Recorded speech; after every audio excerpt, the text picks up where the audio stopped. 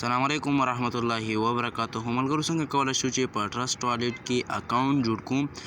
لکه څنګه چې ملګرو موږ خپل چینل لرو، هغه کې موږ تاسو ته دغه آنلاین پیسو ګټل، همدارنګه یعنې د موبایل نه د پیسو ګټلو پري پروژې، همدارنګه نور داسې سیسټمونه وړاندې کوو چې په هغې کې تاسو پیسې هم اچولی شئ. حقیقي سایټونه تاسو ته پورته کوو انشاءالله په راتلونکي وخت کې.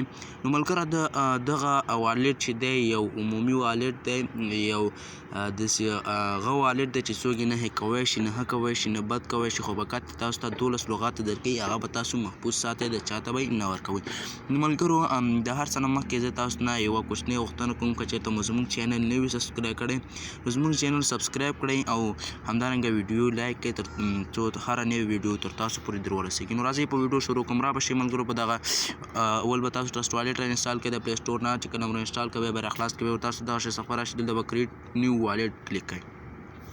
دلته به دغه پاس کریټ والټ باندې ورته کلیک کوئ ملګرو. چې کله مو کریټ والټ باندې کلیک کوئ بیا به دلته بیک اپ مینوالي باندې ورته کلیک کوئ، بیا به دغلته دغه درې خانې ګورئ، دا به ټیک مارک کوئ ملګرو.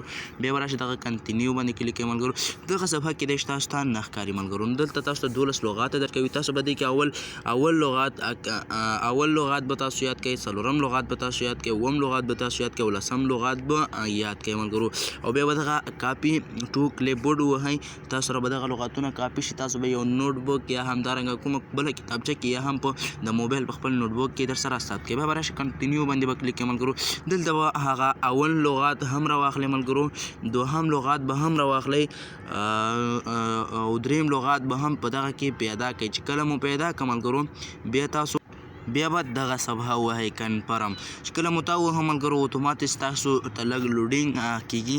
دغه لغاتونه ملګرو تاسو باید ولیکئ یا همدارنګه په نورو کتابچو کې بل کتابچه کې در سره ولیکئ ملګرو.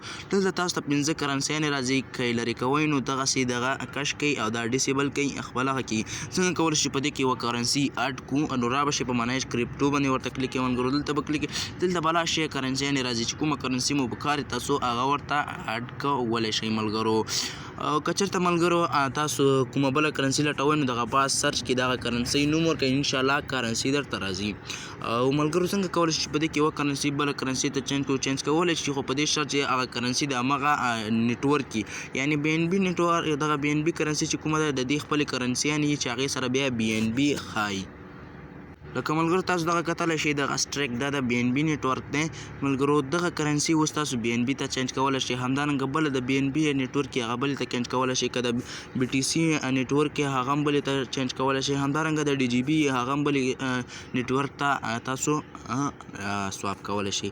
نو ملګرو دغه وه زموږ د ټرسټ والټ د اکاونټ جوړولو ویډیو. تر بلې ویډیو پورې د خدای په امان.